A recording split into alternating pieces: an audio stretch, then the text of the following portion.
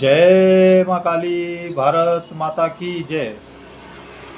भारतवासियों, अभी आक्रमण होने वाला है, बड़े भयंकर तरीके से आक्रमण होने वाला है। ये छोटा प्लान नहीं है, ये एक लॉन्ग टर्म प्लान है मोदी जी का। अब पाकिस्तान को बिल्कुल नहीं छोड़ा जाएगा, जिहादी मुल्क को बिल्कुल नहीं छोड़ा जाएगा, और इसके अभी टुकड़े होने तय हैं। और जैसे ये बोल रहा है ना, एयर स्पेस बंद कर दिया, वो एयर स्पेस ही अब इनसे हम छीन लेंगे और हमारा बॉर्डर सीधा अफ़गानिस्तान से मिलेगा। देख लीजिए, मेरी बात लिख के रखिए। मैंने कहा था कि 6 महीने साल के अंदर, पिछले वीडियो में, ये होगा ही होगा पीओके। लेकिन मोदी जी जल्दी नहीं करना चाहते थे, लेकिन चलो कोई बात नहीं, उसने मौका दिया, क्योंकि ये ऐसी हरकतें करता ही रहेगा। और 10 तारीख के बाद, मैं बता रहा हूँ, 10 तारीख के बाद कभी भी हमला हो सकता है। 10 तारीख के बाद, क्योंकि सुप्रीम कोर्ट में 2 ऐसे केस हैं। एक तो वक्फ बिल का जो 5 तारीख को उसका आना है, ऐसे ही एक राहुल गांधी के ऊपर है। तो ये मोदी जी सोच रहे हैं, और फिर हमारे जवानों को ट्रेनिंग के लिए भी कुछ समय चाहिए होता है। इसलिए अब आपसे निवेदन है, यहाँ लड़ाई शुरू होगी तो आप भी भारत का अंदर से ख्याल रखिए, अंदर से साथ दीजिए।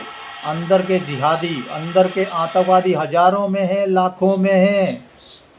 अंदर हज़ारों लाखों में जिहादी बैठे हैं, इनसे सावधान रहिए।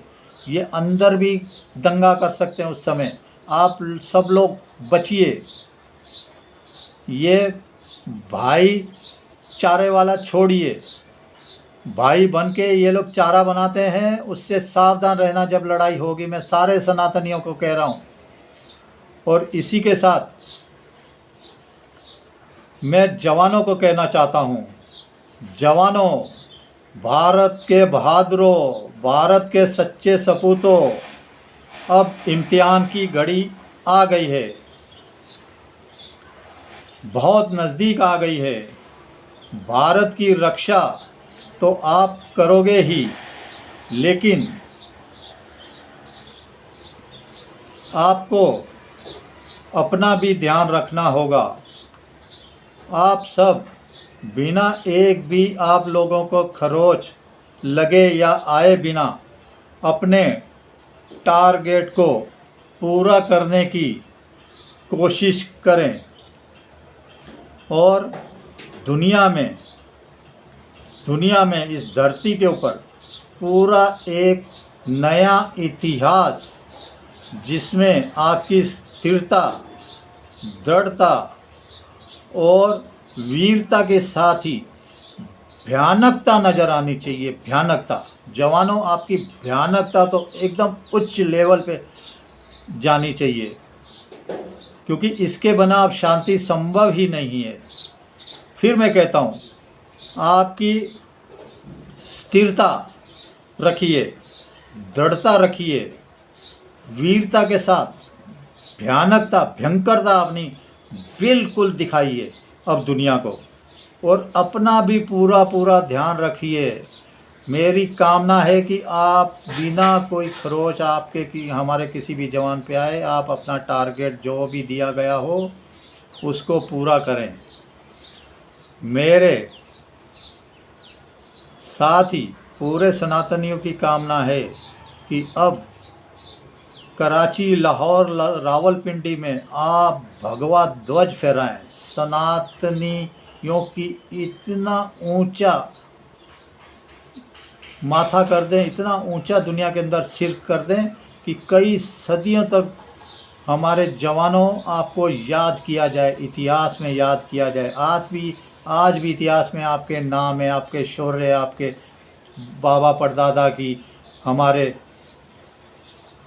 योद्धाओं की वीरता का इतिहास है हमेशा से। उसी इतिहास को कायम रखते हुए आप सीधा रावलपिंडी, कराची और इस्लामाबाद में अपना भगवा ध्वज फहरा के ही माने। और इन जिहादियों का संतर से पाकिस्तान में करके आए हैं, छोड़ने की ज़रूरत नहीं।